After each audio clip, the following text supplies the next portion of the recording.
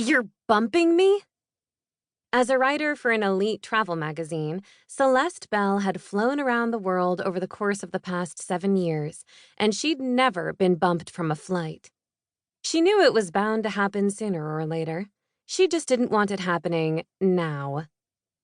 We paged you 3 times, but since you weren't at the gate for initial boarding, we assigned the seat to another passenger, the agent explained. Celeste wasn't at the gate because she'd had to bring her luggage to the ticket counter after changing out of the ugly sweater she'd worn to her office holiday party earlier that day. This season, she'd been avoiding Christmas festivities like the flu. But since participation was mandatory, she reluctantly donned the most hideous apparel she could find.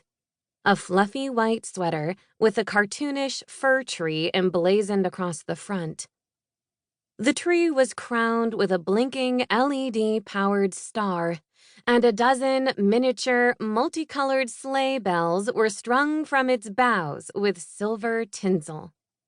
The sweater bore an uncanny resemblance to a Yuletide craft Celeste had made in first grade from a paper plate, cotton balls, glitter, and various geometric shapes cut from red, green, and yellow felt. Oh, the things she did for the sake of her career. I get it.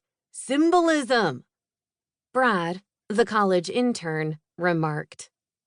Holding a plastic cup of eggnog in one hand and a chocolate mint brownie in the other, he gestured toward her midsection with his chin. You chose that sweater because your last name's Bell, right?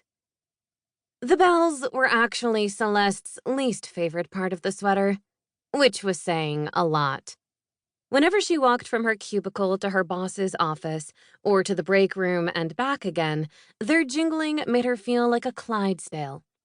It didn't help that she'd gathered her long, thick blonde hair into a high ponytail and drew increasingly annoyed looks from her coworkers over the course of the day. She intended to switch wardrobes before a colleague drove her to Logan International Airport. But at the last minute, the magazine's editor-in-chief, Philip Carrington, tasked Celeste with proofreading Brad's post about the Boston Harbor holiday cruise. And by proofreading, Philip meant rewriting. Brad's draft was so poorly structured, it took Celeste half an hour to reword it. And by that time, her coworker was threatening to leave without her. When she arrived at the airport, Celeste wheeled her luggage into the restroom so she could change. She removed her heavy winter coat, scarf, and gloves, and she stuffed them into her suitcase, along with her socks and shoes. Then, she opened her smaller carry-on and checked to make sure she had a travel blanket with her before adroitly exchanging her slacks and ugly sweater for a casual slate blue swing dress and crochet cardigan. Finally, she slid her feet into a pair of canvas sneakers. Celeste intended to be ready for the tropical Caribbean temps the moment she stepped off the plane. But first, she'd have to step onto the plane. Are you sure there aren't any seats left? It was an inane question, and Celeste could hear the whine of desperation in her own voice. I can book you on the 11:36 flight tomorrow morning. Of course, we'll compensate you for the inconvenience as well.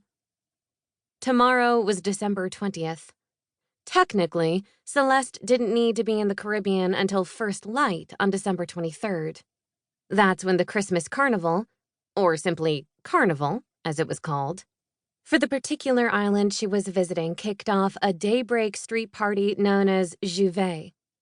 The trip was a mix of business and pleasure.